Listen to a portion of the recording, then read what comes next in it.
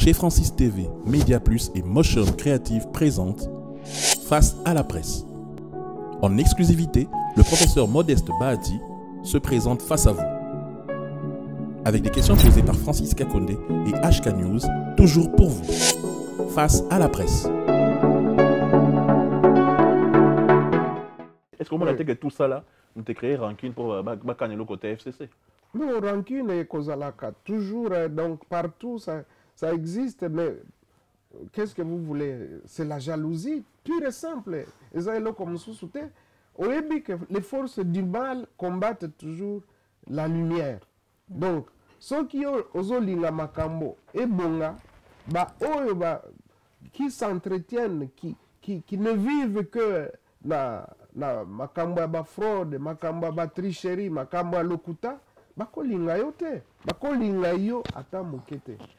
So moni babangaka, soit à la tête d'une institution, bon, nous on ne va plus respirer, comme ils étaient habitués par exemple à des faveurs, à des jongleries, ils savent qu'avec moi ça ne pourra pas marcher, ils ne peuvent que me combattre.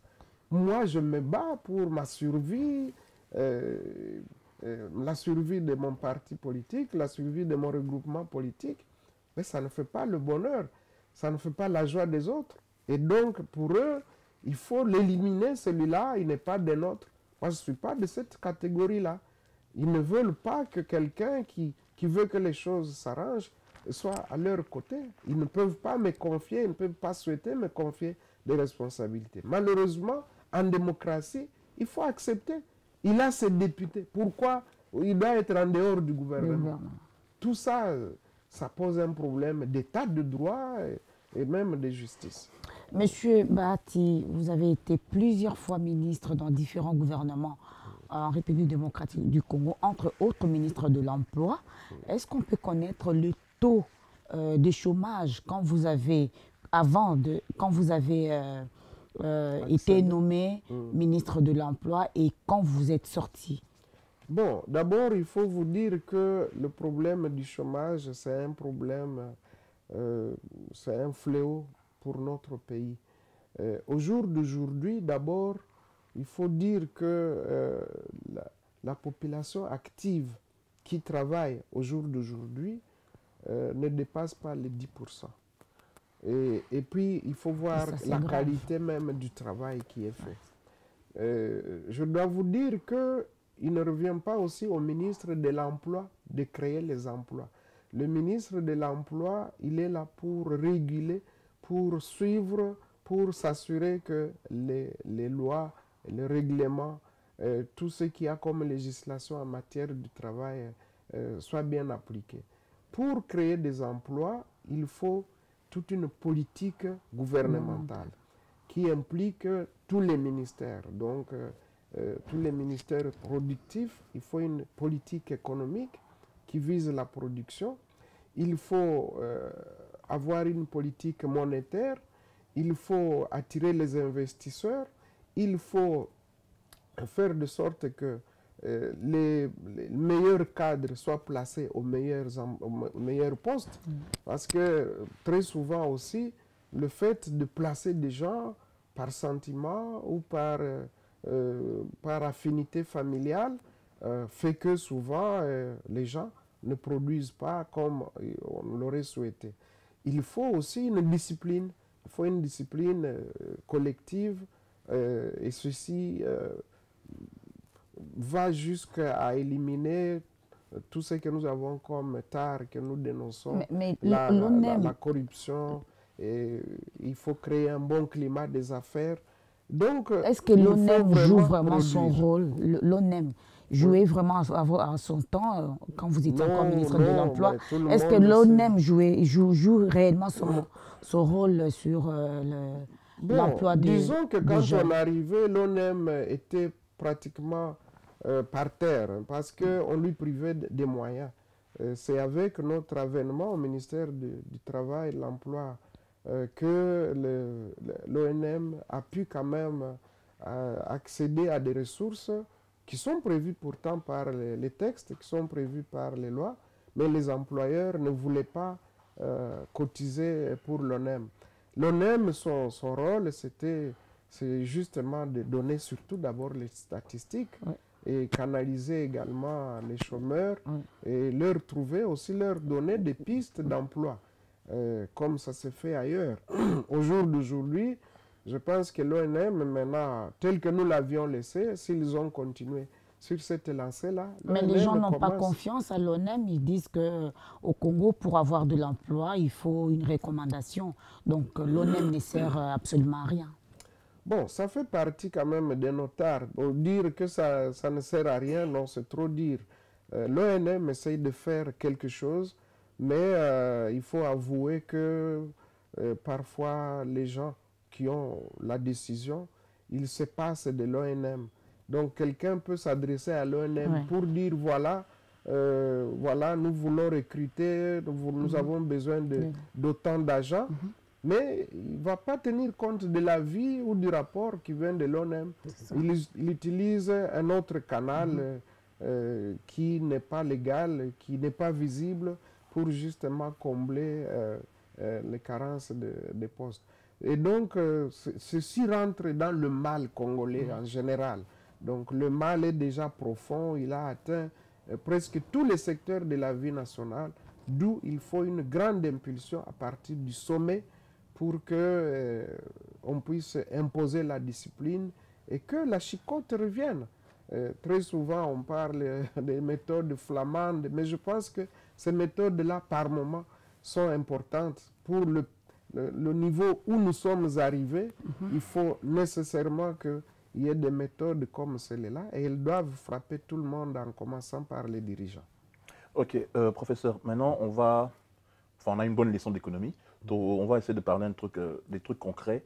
Toi, opinion. Tout d'abord, je voudrais que vous expliquiez Bissot pour tout ordre rumeur. Il paraît qu'aux Alaï, tellement la stratégie à l'époque des élections présidentielles, qui aiment créer AAA, BBB, CCC, tous ces trucs-là. Que tous les partis politiques. Parce que je me rappelle, Bissot, 3h, 4h du matin, quand il y avait les proclamations des résultats. Il y avait toujours tel AAA, BBB. C'est quoi ces histoires AAA, BBB. Et puis à la fin, on se rend compte que votre regroupement, comme vous avez dit tout à l'heure, celui qui a le plus de députés, on se dit, mais comment il a fait? Quelle est cette stratégie? Parce que même les gens, ses partenaires du PPRD n'étaient même pas au courant, mais c'était incroyable. Comment il a fait pour avoir autant de personnes et tout d'un coup, il se retrouve la deuxième force politique du pays? Bon, d'abord, il faut... Oui, Bissot, des stratèges, nous réfléchissons.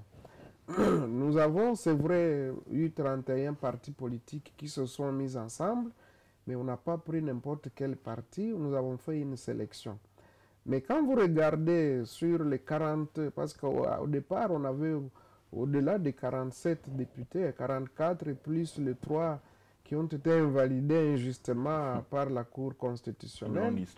Donc, quand vous regardez, vous verrez que dans l'ensemble, d'abord, le parti AFDC a le plus grand nombre de députés. Oui, c'est nous là. Sur les 44, l'AFDC à lui seul avait 36 députés nationaux.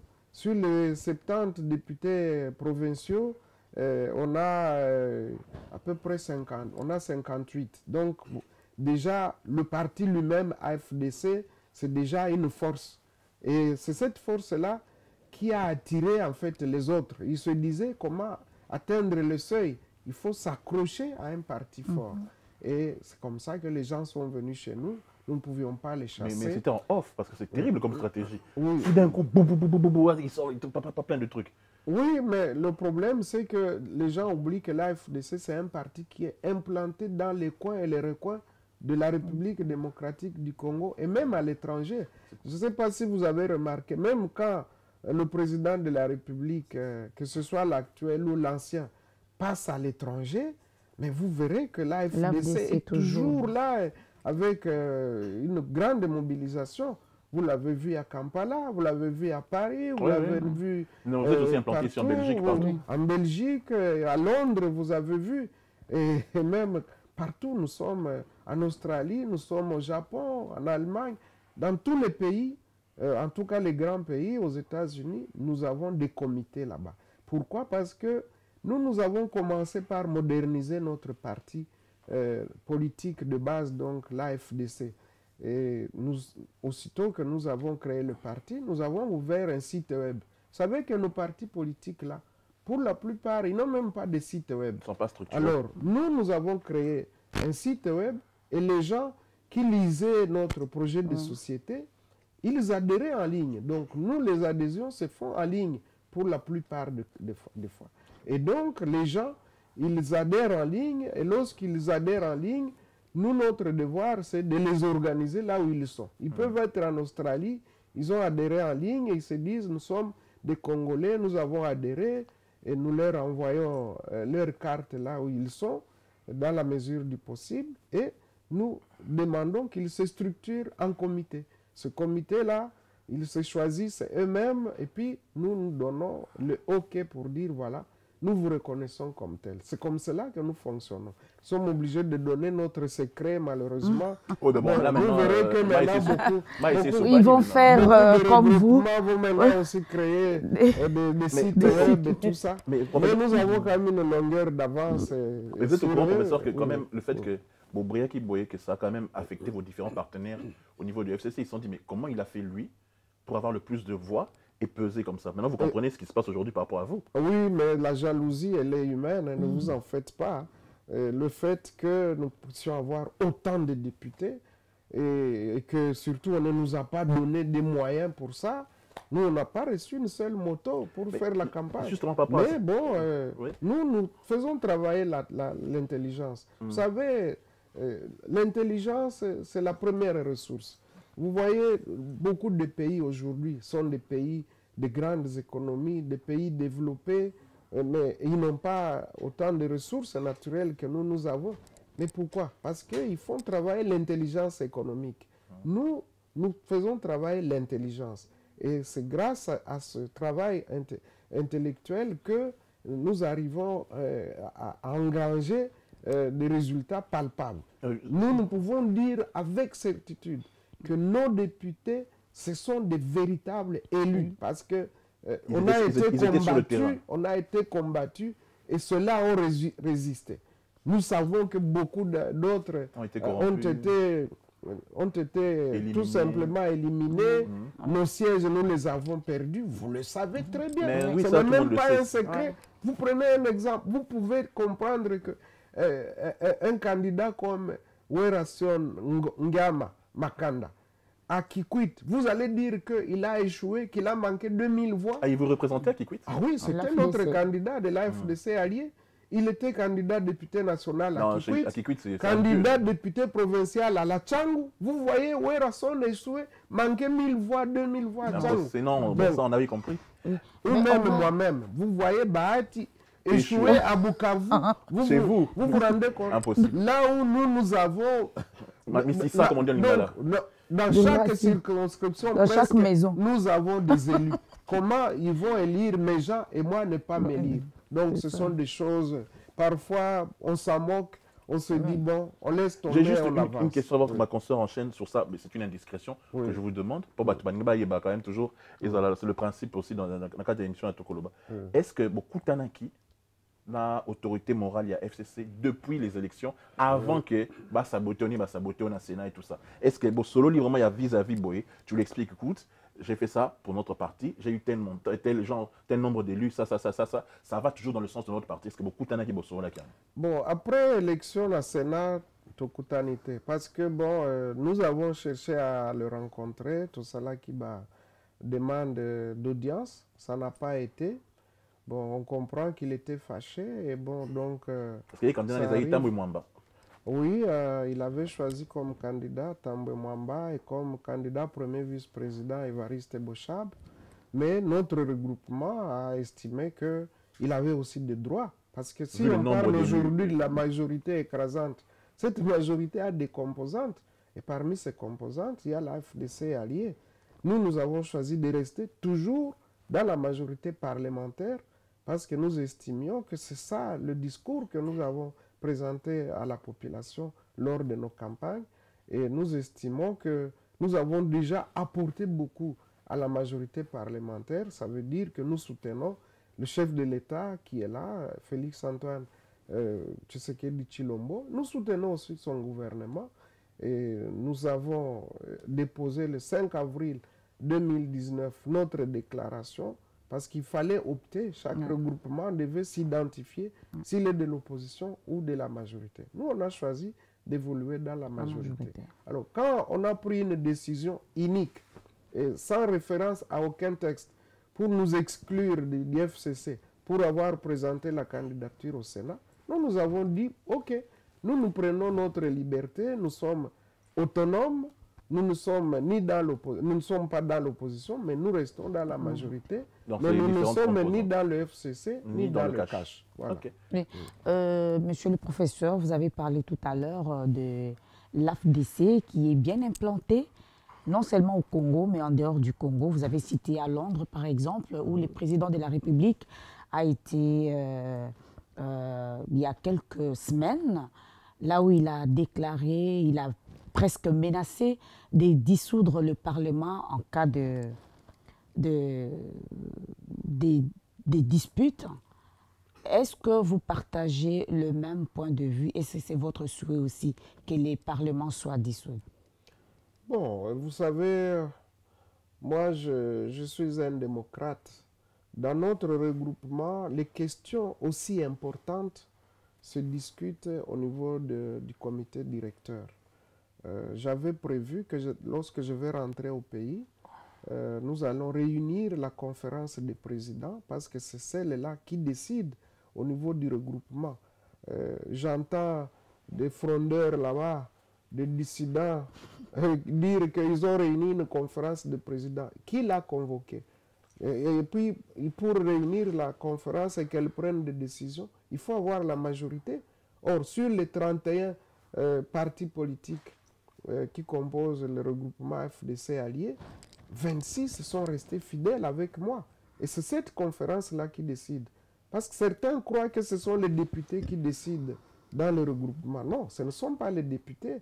Les députés ont existé après la création du regroupement. Ce sont les partis qui ont produit les députés. Et ce n'est pas l'inverse. Donc, quand on a créé le regroupement avec ses organes, les députés n'existaient pas. Les gens croient que parce qu'ils ont corrompu des députés, ils disent non, nous avons corrompu, ou bien nous avons pris plus de la moitié, donc c'est nous qui décidons. Non, ça c'est tapé à côté. Pour revenir à votre question, il est prévu qu'aussitôt que je rentre au pays, toutes ces questions d'intérêt national, qui sont des questions très importantes, feront l'objet d'une discussion. Et en ce moment-là, nous allons donner notre position du regroupement AFDC allié sur toutes ces questions liées à la dissolution ou pas de l'Assemblée nationale. Mais vous, en tant que politique, est-ce que vous croyez la coalition FCC-CACH est prometteur? Bon, je dois vous dire que, je suis en train d'observer. Nous avons choisi pour ligne de conduite d'observer d'abord. Mais nous remarquons que ce mariage-là, FCC et CACH, il bat de l'aile. En tout cas, il y a des incompréhensions. Je crois qu'elles sont d'abord idéologiques. J'ai l'impression que les uns et les autres ont des objectifs différents. Et lorsqu'on n'a pas les mêmes objectifs, c'est difficile de s'entendre. Même si ils sont contraints du fait que ils ne puissent pas faire tomber la structure, ce qu'on peut appeler le fromage, comme un célèbre écrivain l'avait dit. Alors, ils cherchent à sauver le fromage, mais on ne sait pas pour combien de temps. Mais en tout cas, je crois qu'il y a des problèmes idéologiques lorsque nous suivons les déclarations des uns et des autres. Ça a commencé par les militants, maintenant c'est arrivé au niveau des dirigeants. Je pense qu'il y a de sérieux problèmes à ce niveau. Mon souhait, c'est qu'il y ait la stabilité, Espérons qu'ils finiront par se mettre d'accord. Professeur, justement sur ce sujet, parce que j'ai deux questions, mais qui seraient plutôt des questions de la population pour vous, le professeur Bahati. À ce sujet-là, juste pour terminer, est-ce qu'aujourd'hui, avec le fait que vous pesiez, malgré le dédoublement ou le débauchage de certains de vos députés et tout ça, le fait que vous pesiez que, quelque part, vous avez un poids auprès du FCC, même si on sait ce qui se passe là-bas, quelque part aujourd'hui, le président Tshisekedi vous écoute parce qu'il sait que vous êtes un partenaire important au sein de la coalition.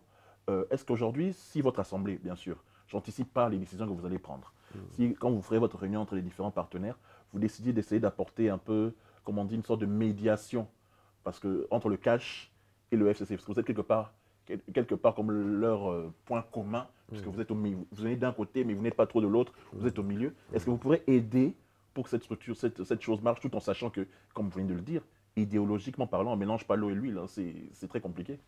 Bon, comme je venais de le dire, mon souhait, c'est qu'il y ait la stabilité. On n'a pas intérêt à recommencer mais vous êtes prêt s'il fait dissolution, vous êtes prêt, vous, avec vos candidats, recommencer encore à aller sur le terrain et tout ça? Ah, nous, on est prêts à tout moment. Hein. À toute élection, nous sommes toujours prêts. Nous sommes en connexion avec la population. Vous avez suivi les activités. Même si je suis ici à l'extérieur du pays, je suis en Belgique pour le moment, mais les fédérations continuent à travailler. J'ai suivi plusieurs reportages. On a suivi les échanges des vœux de la Ligue des femmes, les activités au Kasaï, les activités au Kasaï oriental, au Congo central, au sud Kivu, au nord Kivu, à la Chopo, et un peu partout. Non, le parti, il est vivant, il travaille et il se prépare à tout moment. Nous, quelle que soit la situation qui arriverait, si on nous dit, bon, est-ce que vous êtes prêts pour aller aux élections? Nous, on va y aller. Et vos ambitions, ce sera quoi? Majorité au Parlement pour être Premier ministre? Parce que ce genre de choses. Bon, je pense que ce qui est important, c'est d'abord d'assumer le rôle qui est le nôtre.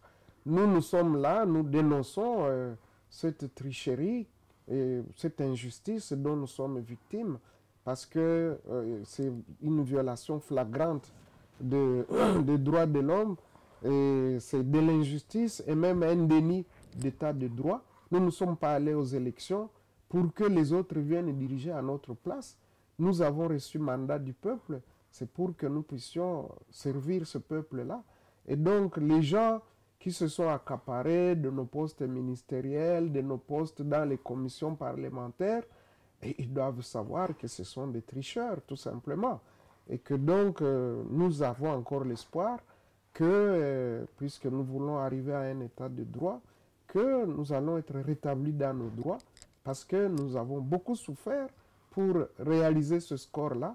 Vous n'oubliez pas qu'il n'a jamais été facile de produire un député national, ah non, c'est beaucoup de boulot. Un député provincial, un sénateur, un gouverneur de province, un président d'une assemblée provinciale. Ça ne se ramasse pas, ce n'est pas une mince affaire.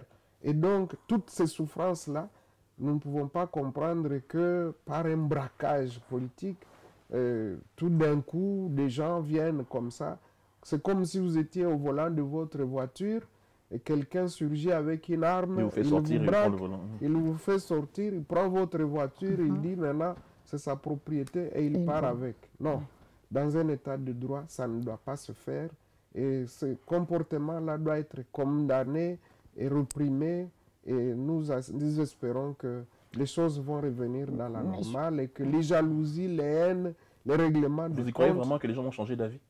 Oui, le cœur de l'homme est... Il faut des mesures coercitives, il faut que le chef de l'État prenne ses responsabilités, il faut que toutes les autres institutions de la République prennent leurs responsabilités.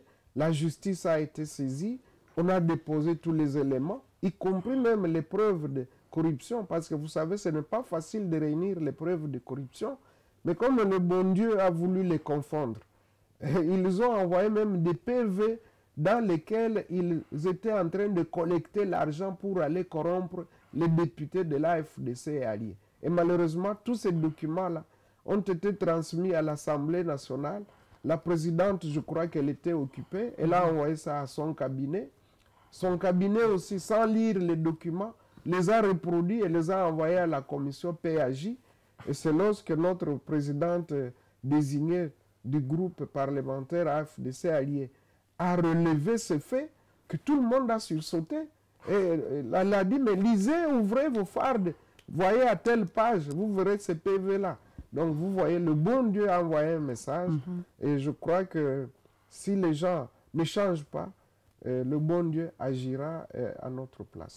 Monsieur Bati, je ne sais pas si vous avez un message à dire à la population qui vous suit avant de clôturer cette émission? Mon message, c'est de dire... Sans vous couper, professeur. Oui. Le message de fin, ça sera bien dans la conclusion, mais il y a une question que la population, vous êtes issu du Kivu. Oui. La question que je voudrais vous poser, comme je l'ai dit dans Tokoloba, c'est la question du peuple. Oui. 25 ans que votre peuple souffre. 25 ans que les femmes sont violées. 25 ans qu'ils traversent les frontières. Qu'il y a des rebelles, qu'il y a ceci, qu'il y a cela. On a l'impression, pardonnez-moi, vraiment, il faut que je vous le dise en face, que les dignitaires du Kivu, vous ne faites rien. Que vous, les dignitaires du Kivu, vous êtes corrompus. Vous vous taisez face aux Rwandais. Et vous êtes complices. Vous êtes complices. Aucun de vous a télémaka. Alors que non, ça c'est mon peuple, ça c'est des Bashi, ça c'est ça, ça c'est ça. Dernièrement, il y a eu la polémique sur les Bonyamulenge. Le président a dit ce qu'il a dit. J'aimerais avoir votre avis sur ça, dans votre réponse si c'est possible. Vous ne dites rien. Aujourd'hui, quand on parle des dignitaires, il y a Kivu. Vous êtes parmi ceux qui sont les plus considérés. Mais on se dit, mais est-ce qu'il y a Tokamer, Totambo Mwamba, Totel, Paipai, tous ces gens-là, Boussanyamouissi aussi, souffrir. On dirait que vous vous taisez dans vos villas, vous êtes tous riches, tranquilles, et que vous laissez vos enfants, vos frères, vos soeurs, vos mères en train de souffrir, parce que ça fait 25 ans que ça dure. Après ça, c'est la conclusion. Nous ne nous taisons pas, et nous avons d'ailleurs dénoncé tout ce qui se passe avec ce phénomène qu'on n'arrive pas à s'expliquer à Beni, et ce phénomène qui ressemble plus à du Boko Haram. Hein. Nous ne comprenons pas exactement, parce qu'on nous parle toujours des ADF, mais ADF, si c'est une rébellion contre l'Ouganda, pourquoi ils ne vont pas s'attaquer au régime, au pouvoir de l'Ouganda? S'ils sont des rebelles, ça veut dire qu'ils cherchent à prendre le pouvoir en Ouganda. Mais est-ce qu'il faut venir tuer au Congo pour prendre le pouvoir en Ouganda? Je crois que cette histoire reste encore un mystère. Nous dénonçons tout ce qui se passe là-bas.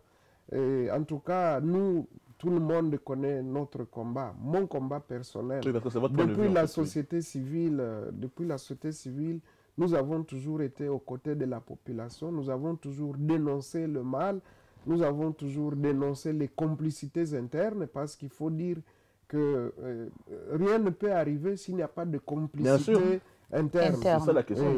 Et parmi ces complices, on en trouve des politiciens, des militaires, des opérateurs politiques, des opérateurs économiques. Et ça, c'est quelque chose qu'il faut dénoncer.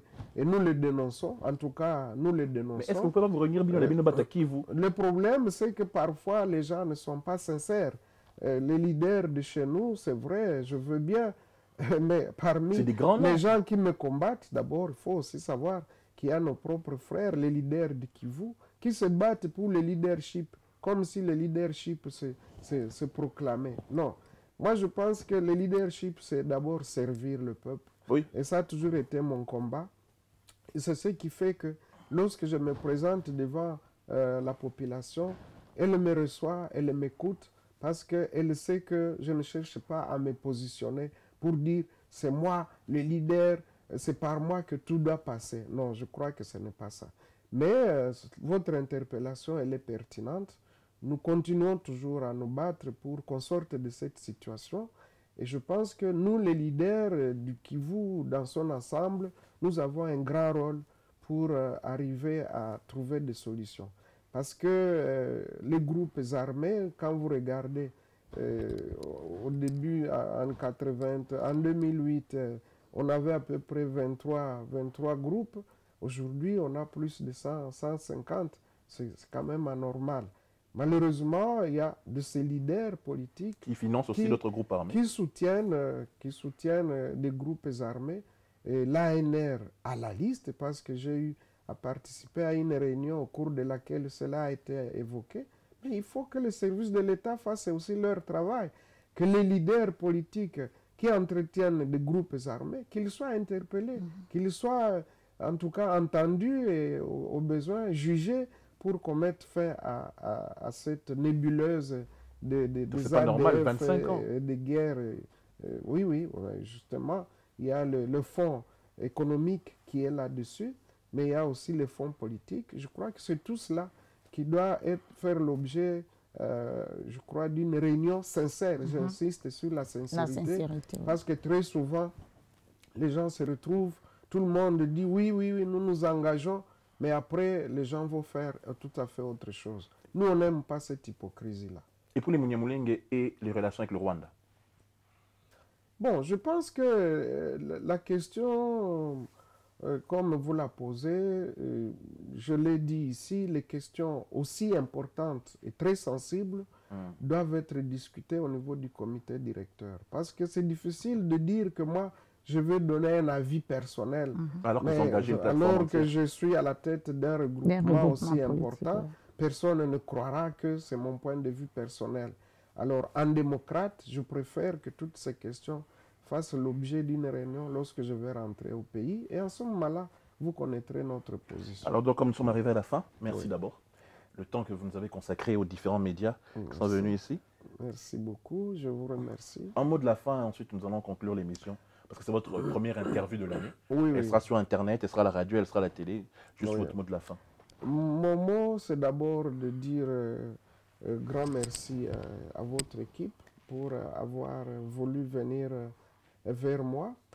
Deuxièmement, c'est de m'adresser au peuple congolais pour dire il ne faut pas désespérer. Il y a quand même des gens qui veulent votre bonheur. Même si on les en empêche, mais ils travaillent pour votre bonheur. C'est vrai, ils ne sont pas nombreux, et nous nous sommes rangés du côté de ceux qui cherchent le bonheur du peuple congolais. Nous ne faisons pas la démagogie. Nous avons suffisamment démontré que partout où nous avons été, nous avons essayé de faire, en tout cas de remplir notre devoir. Nous n'étions pas les seuls pour qu'on change tout le système, mais il faut commencer d'abord dans sa parcelle de pouvoir. Et nous disons également qu'il y a encore moyen de redresser la situation si on met fin à l'impunité. Si on met fin à l'impunité, vous allez voir que la situation va devenir normale et nous allons faire de ce pays-là un véritable paradis, une grande puissance économique, un pays de référence. Parce que le bon Dieu a tout donné à la RDC, lui a donné les ressources naturelles, lui a donné un peuple, mais il lui a donné aussi des dirigeants qui doivent tout simplement changer et qui doivent être coachés et surtout qui doivent recevoir l'impulsion à partir du sommet de l'État pour que finalement le peuple puisse retrouver le sourire et que les richesses, les potentialités qui sont là deviennent réellement des richesses qui doivent profiter à un plus grand nombre et pas à un petit nombre. Je voudrais terminer en disant également à nos frères et sœurs qui sont dans la souffrance, à Beni et partout ailleurs, à Fizi, et que même ceux qui ont connu le phénomène Kamuna Sapu, qui n'ont pas encore retrouvé leur sourire, je voudrais leur dire que nous sommes solidaires avec eux et qu'ils sachent que notre souci, notre objectif, c'est de faire de sorte que la paix revienne dans le pays, qu'il y ait la stabilité, qu'il y ait la prospérité. Et je souhaite en tout cas une excellente, bonne et heureuse année à tout notre peuple et à tous les dirigeants, au président de la République, à toutes les institutions, et ainsi qu'à tous les opérateurs sociaux et économiques et aux dirigeants religieux, que tout le monde mette la main à la pâte pour que nous puissions faire de ce pays-là ce que le bon Dieu avait voulu en faire. Parce qu'en y mettant toutes ces ressources, le bon Dieu voulait que ce soit réellement un paradis terrestre. Faisons tous de notre mieux pour que réellement la RDC devienne un paradis. Voilà ce que je peux dire tout en vous remerciant et en vous souhaitant un très bon travail. Merci, monsieur. Merci, professeur. Merci. Ça a été pour moi une joie d'être avec vous. Merci. Ma consoeur avait introduit, merci HK. Merci. Ma consoeur avait introduit, je conclus. Merci à Média Plus, ainsi qu'à tous les médias qui ont travaillé avec nous. Thierry, merci. HK, merci.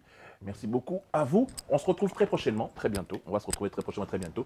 Je vous souhaite en tout cas une très bonne soirée et priez toujours pour notre pays, la RDC. C'est vraiment très, très important. Très bonne soirée. Après Dieu, c'est moi qui vous aime le plus. Ciao.